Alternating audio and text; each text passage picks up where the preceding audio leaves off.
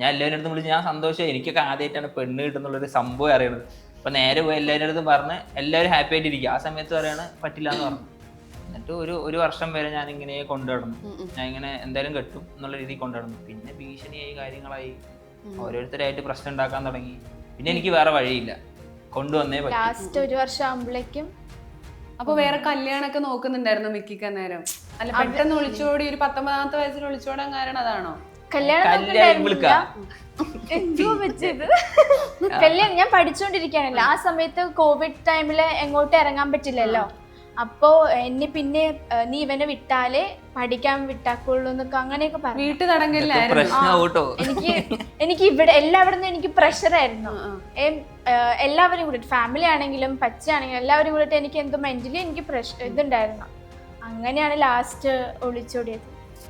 ഒളിച്ചോടിയ ദിവസം എനിക്ക് Dudu dash dog ഉണ്ടായിരുന്നു. അത് പച്ചനെ തന്നതാണ്. നാട്ടില് പിന്നെ സംസാരമായി.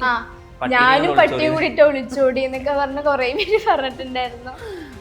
ആ പട്ടിക്കുട്ടിയും കൂട്ടിയിട്ടാണോ പോയത്? അത് ഞാൻ കൊടുത്ത, പക്ഷെ എന്റെ ഏട്ടന്റെ ആയിരുന്നു അത്.